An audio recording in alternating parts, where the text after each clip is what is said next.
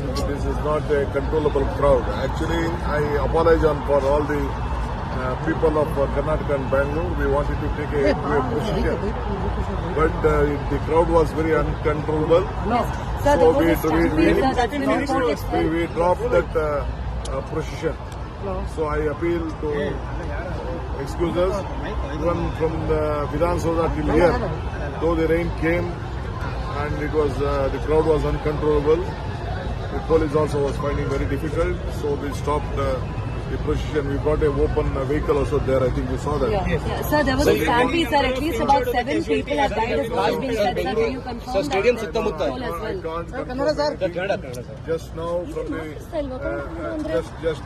the Vidhan Sabha, I couldn't bring I had to bring the secretary and the president in my vehicle. The crowd was so much. So Sir, questions are being raised about the adequate arrangements. How did a lapse like this happen, sir? We had arranged more than 5,000. It is a young, vibrant crowd. This is a very, we can't use our lathi. Sir ಎಷ್ಟು ಜನ ಸಾವಾಗಿದೆ sir ಏನಾದ್ರು ಮಾಹಿತಿ ಇತ್ತು ಅಂದ್ರೆ ಖಂಡಿತ ನಿಮ್ಮೆಲ್ಲರಿಗೂ ತಿಳಿಸ್ತೀನಿ, ಕ್ಷಮಿಸಬೇಕು. ನಾವು ಇದನ್ನ ಮೆರವಣಿಗೆ ಮಾಡಬೇಕು ಅನ್ನೋದು ಕೂಡ ಅವ್ರದ್ದು ರಿಕ್ವೆಸ್ಟ್ ಇತ್ತು. ನಮ್ಮ ಪೊಲೀಸ್ ಇಲಾಖೆಯವರು ಆ ಕ್ರೌಡ್ ನೋಡಿ ಏರ್ಪೋರ್ಟ್ ಇಂದ ಇಲ್ಲಿವರೆಗೂ ನೋಡಿ ಆಗ್ಲಿಲ್ಲ, ಕೊನೆಗೆ ವಿಧಾನಸೌಧದಿಂದ ಇಲ್ಲಿವರೆಗೂ ತರಬೇಕು ಅಂತ ಯೋಚನೆ ಮಾಡಿದ್ರು, ಅದು ಕೂಡ ಆಗ್ಲಿಲ್ಲ, ಬಹಳ ಕಷ್ಟ ಆಯ್ತು.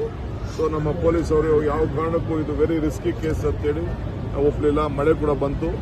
ನಮ್ಮ ಸೆಕ್ರೆಟರಿ ಪ್ರೆಸಿಡೆಂಟ್ KC ಅವ್ರನ್ನ ನಾನು ನನ್ನ ಕಾರಲ್ಲಿ ಕುಂಡಿಸ್ಕೊಂಡು ಬರಬೇಕಾದ ಪರಿಸ್ಥಿತಿ ಬಂತು. ಸೊ ಎನಿವೆ ದಯವಿಟ್ಟು ಎಲ್ಲರೂ ಸಹಕಾರ ಕೊಡಬೇಕು. ಇವತ್ತು ಕೈ ಮುದ್ದು ಕೇಳ್ತೀನಿ, ಎಲ್ಲ ಸಹಕಾರ ಕೊಟ್ಟಿದ್ದೀರಿ. ನಿಮ್ಮೆಲ್ಲರ ಪ್ರಯತ್ನ, ಪ್ರಾರ್ಥನೆ, ನಿಮ್ಮ ಶ್ರಮ, ನಿಮ್ಮ ಆಶೀರ್ವಾದ ನಮ್ಮ RCB ಅವರು ಇವತ್ತು ಗೆದ್ದು ನಮ್ಮ ರಾಜ್ಯಕ್ಕೆ ಗೌರವನ ತಂದಿದ್ದಾರೆ. ನಿಮ್ಮೆಲ್ಲರೂ ಕೂಡ ಅಭಿನಂದನೆಗಳು. ತಾವು ಕೂಡ ಮಾಧ್ಯಮದವರು ನಮಗೆ ಸಹಕಾರ ಕೊಡಬೇಕು. ನಮಸ್ಕಾರ.